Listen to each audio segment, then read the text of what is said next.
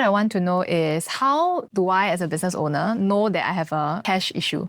Some indicators. Isn't it just or red no flags? money in the bank? I mean, that's one indicator, but that's like a really red flag already. By the time you run out of cash in your bank, that is dangerous. So before that, if you don't even have like 3 months worth of expenses, you're pretty much on the brink of getting into trouble. Magic number is 3 months worth of expenses. You need to have 1 year or runway. Yeah, but for a traditional products or service business, at least 3 months. If you have less than that, you are definitely at red flag already. Because usually for business owners, right, we will have an accountant.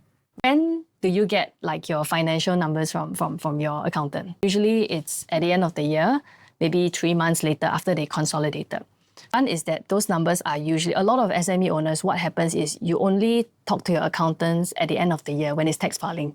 And then when you see the numbers, you're probably already like, the following year already. So then when you read your numbers, right, essentially what you're reading is the assumptions that your accountant has. So step one, when it comes to like kind of like working with accountant, the main thing you really need to do is define the parameters as to how this accountant can work with you.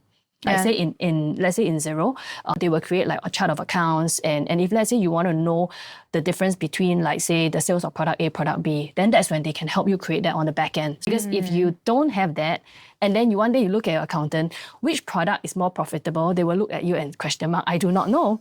And it's not that they haven't done their job, but actually their role is so important that it helps you, when done correctly, it helps you to actually do predictions. I've also spoken to another accountant who was just saying that one of the things that a lot of businesses don't actually do or are not cognizant enough to do it is actually proper budgeting forward. I think generally speaking, if you go to any business owner, you ask them, so what happens if you can't pay rent? They will tell you, take a bank loan. That's the first thing that they will answer. Of course, bank loans or even like, non-financial institutions, like the loans out there are actually meant to help you through difficult times, meant to actually help you cover for expenses. So essentially, you think about it. Let's say today, I borrow, let's say 100,000. And by the time maybe 6 months later down the road, right, you already used up that 100K, right? So then you're in a position where you have already spent future money. So then you're trying to pay back future money. And what if so if sales just remain the same, initially you were already losing and you still have an additional amount to pay for. It is. And you just, when you borrow money, what happens to pay for expenses? What happens is you end up, what I like to say is you end up borrowing time. You're just delaying the eventual collapse of your business. So the interesting thing is, I think even that time, I heard a lot of talks about like, hey, there's a temporary bridging loan. Interest is so low, we should just take it. But those days during COVID, loans were actually offered at as low as 1.5% because the government was co-sharing the risk. That is very important. Because what a lot of businesses do is, especially those who are very, very financially savvy, those businesses actually take those loans and then they went to buy out competitors that were dying. So then they just went out and they used the loans, which was only at 1.5%. They went to buy these guys out. And when they consolidated, they had a lot of cost savings and they could expand their market just like that. Even at 1.5%, there were actually quite a lot of defaults in the market. Simply because 1.5%, if you compound over time, it's like a 500,000 or 700,000, that is going to come up to quite hefty at some point.